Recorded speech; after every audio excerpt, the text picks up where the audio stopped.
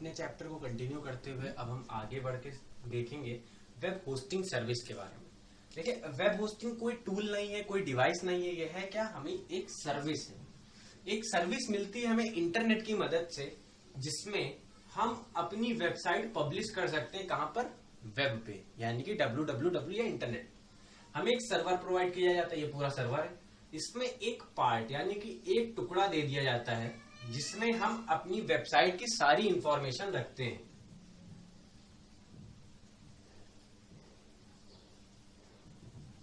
Information सारी रखते हैं वेबसाइट की, और यहीं पे हम पब्लिश कराते हैं अपनी वेबसाइट की। और कोई भी यूजर जिसको देखना हो हमारी वेबसाइट को, तो वो वेब पे डालेगा, यानी सर्विस इंटरनेट पे डालेगा हमारी वेबसाइट का नाम, और उसे जितनी चीजें हमने स्टोर कर रखी होंगी अपने सर्वर पे, वो सब दिखाई दे जाएगी। इस पूरे प्लेटफॉर्म को हम कहेंगे क्या? सर्वर। सर्वर क्या है? जो हमें स्पेस दे, किस चीज के लिए? कुछ भी। या तो हमें इंफॉर्मेशन स्टोर करना है, हमें वेबसाइट को पब्लिश कराना है। वेबसाइट पब्लिशिंग भी एक इंफॉर्मेशन का स्टोरेज ही होता है। ये पूरी इंफॉर्मेशन ही है जो हमने स्टोर कर रखी है सर्वर पे। Web hosting provide space for user to publish his website. ये स्पेस प्रोवाइड करता है यूजर को कि पब्लिश कर सके अपनी वेबसाइट को। कहां पर? वेब में। इसका मंथली या ईयरली चार्जेस होते हैं। कैसे चार्ज? जब आप सर्वर को किसी से खरीदेंगे या रेंट पे लेंगे, अगर खरीद लिया एक ही बार में तो हमेशा के लिए आपका हो जाएगा, लेकिन उसमें भी टाइप डिफाइन होता है कि कुछ लिमिटेड पीरियड ही होता है। खरीदने के बाद भी 3, 4 या 5 साल का एक लिमिटेड पीरियड टाइम होता है, जहां पर आप खरीदने के बाद उसे रेगुलर अपडेट कराएंगे, यानी कि 5 साल या 4 साल के बाद कुछ अमाउंट ऑफ पे करेंगे उस सर्विस के लिए। फिर आता है मंथली चार्जेस। मंथली चार्जेस मतलब ये पूरा सर्वर है, आपने किसी से किराया पर ले रखा है। अब मंथली आपने डिसाइड कर रखा है उससे कि हम मंथली आपको इतना पे कर देंगे, तब जब तक आप पे करते रहोगे तब तक ये स्पेस आपका। जब आपने पेमेंट बंद कर दी तो ये स्पेस उठ के किसी और को मिल जाएगा। फिर इसकी सर्विस कैसे प्रोवाइड की जाती है? जब हम वेब होस्टिंग शुरू करते हैं, यानी कि हमने वेबसाइट बना ली, क्रिएट कर ली, कंटेंट बना लिया, हमने लैंग्वेज के बारे में पढ़ा, लैंग्वेज से हमने वेबसाइट क्रिएट कर ली।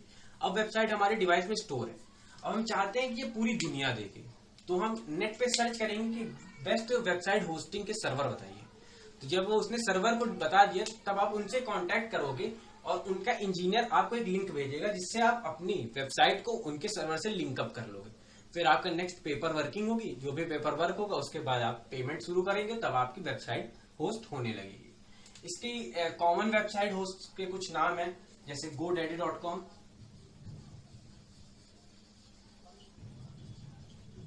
Register.com, इसी तरह करके कुछ वेबसाइट जैसे Quicker.com भी है हमारी। वो ये 3-4 वेबसाइट कॉमन है जो आपको मंथली रेंटल सर्विसेज देती हैं। और इनमें एक और सर्विस प्रोवाइड होती है जिससे आप डोमेन नेम भी ले सकते हो, उनसे परचेज कर सकते हो। आपने जितना पैसा दिया उसके अकॉर्डिंग आपको डोमेन नेम मिल जाएगा। अगर आप सस्ता वाला प्लान लेना चाहते हैं तो कुछ डोमेन नेम ऐसे मिलेंगे जो लोकलाइज्ड होते हैं, उनसे अपडेटेड, जैसे nationalized.in, .education, .org, इस तरह से। और अगर कमर्शियल लेना तो सबसे जो हम मानते हैं कि सबसे कॉस्टली जो चीज सर्विस होती है वो कमर्शियल वेबसाइट के लिए होती है, तो कमर्शियल डोमेन नेम भी प्रोवाइड करते हैं। वेब होस्टिंग हमें गाइडेंस देता है, एक टेक्निकल गाइडेंस देता है रेगुलर मेंटेनेंस के लिए, कि आपकी जो वेबसाइट है उसमें रेगुलर मेंटेनेंस करते रहेंगे ये लोग, या आप खुद करिए। अगर इनसे कोलैबोरेट आप कर लेते हो तो ये कर देंगे, नहीं तो आप खुद करते रहिए। रेगुलर मेंटेनेंस, अपडेट करते रहिए। कोई नई इन्फॉर्मेशन आपको मिली तो आप जाके उसमें अपडेट करिए। कुछ टूल ऐसा है जो आपको नया मिला तो उसमें अपडेट करिए। कुछ ग्राफिक्स ऐड करनी तो अपडेट कर दीजिए, या कुछ ऐसी चीजें जो हटानी पड़ी, ओमिट करनी, मान लेते कोई कॉन्टैक्ट है जो अब आपके पास नहीं है, तो अगर उसे हटाना पड़ा तो यहां से आप अपडेट कर लेते हैं। ये हो गया हमारे वेब होस्टिंग के पार्ट्स। चलिए आगे बढ़ते हैं इस सीक्वेंस में, तो हम लोग बात कर लेते हैं वेब होस्टिंग के टाइप्स के बारे में। तो वेब होस्टिंग का सबसे पहला टाइप है हमारा फ्री वेब होस्टिंग। इसे हम ब्लॉगिंग के नाम से भी जानते हैं। देखिए, ब्लॉगिंग में होता है क्या कि हमें लिमिटेड फीचर्स मिलते हैं, यानी कि हम ज्यादा ग्राफिक्स वगैरह ऐड नहीं कर सकते, बस हम अपने विचारों को उसमें व्यक्त कर सकते हैं। आप में से कई सारे लोग ऐसे होंगे जो ब्लॉग्स लिखते होंगे, फेसबुक हो गया, इंस्टाग्राम हो गया, और भी अलग अलग प्लेटफॉर्म है जो हमें ब्लॉगिंग की सुविधा देते हैं। फिर आता है शेयर्ड वेब होस्टिंग।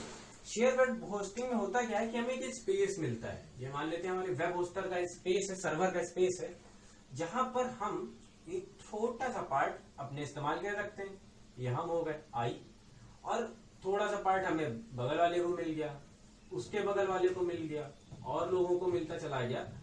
तो ये इस तरह से हो जाता है शेयर्ड। यानी कि एक ही सर्वर में कई सारे लोग लिमिटेड स्पेस, छोटे छोटे स्पेसेस, टुकड़े में जब काम करने लगते हैं तो शेयर्ड वेब होस्टिंग होता है। जैसे कॉलोनीज होती हैं, एक फ्लैट बन गया, एक बिल्डिंग बन गई, मान लेते हैं 7 मंजिलों की, उसमें थे लगभग 30-20 फ्लैट थे, तो हर एक फ्लैट में अलग अलग इंसान रहने लगेंगे, तो कैसा होगा, शेयर्ड स्पेस हो गया, शेयर्ड हाउसिंग हो गया। उसी तरह शेयर्ड वेब होस्टिंग। अब नेक्स्ट टाइप होता है रीसेलर।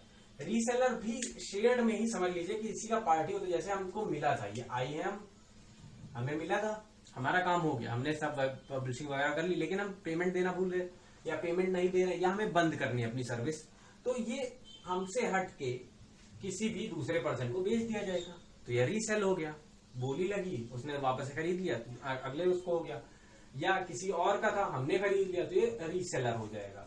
इसे इनहेरिटेंस वेब होस्टिंग भी कहते हैं। इनहेरिटेंस वेब होस्टिंग यानी कि एक ही वेब होस्टर एक ही सर्वर को या एक ही पार्ट ऑफ सर्वर को बार बार बेचे, बार बार खरीदे और बेचता रहे। यानी कि एक पीरियड के लिए हमारे पास था, एक पीरियड के लिए आपके पास हो गया, फिर हमारे पास आया, फिर किसी और के पास चला गया, वो रीसेलर हो गया।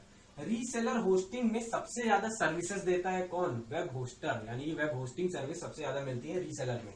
इसमें मेंटेनेंस भी काफी ज्यादा होता है, क्योंकि अब हम जब इस्तेमाल कर रहे थे आई, तब हम कोई वेबसाइट के लिए इस्तेमाल कर रहे थे या किसी चीज के लिए इस्तेमाल कर रहे हैं, लेकिन जब हमने छोड़ दिया, इसको वैकेंट कर दिया, तो होगा क्या कि जो वेब होस्टर होगा, जिसका ये पूरा सर्वर होगा, वो करेगा क्या, वो इसकी सर्विस करेगा, यानी इसको मेंटेन करेगा, यानी कि फिर से जीरो पे लाएगा और फिर बेचेगा किसी और पर्सन को। जैसे किराए का कमरा होता है, जब हम छोड़ देते हैं उसे, तो मकान मालिक क्या कराता है, उसकी मेंटेनेंस कराता है, पुताई हो गई, बिजली वगैरह सही करवाना हो गया, फैन वगैरह सही करवाना हो गया, तो इसी तरह वो जीरो पे आ जाता है, यानी उसकी मेंटेनेंस बढ़ गई। और जब मेंटेनेंस बढ़ जाती है तो उसका वर्किंग, उसकी देखने के ड्यूटीनेस और वर्किंग और डेकोरेशन सब कुछ बढ़ जाता है। ये पूरे थे वेब होस्टिंग के टाइप्स। होपफुली आपको समझ में आया होगा। Thank you class.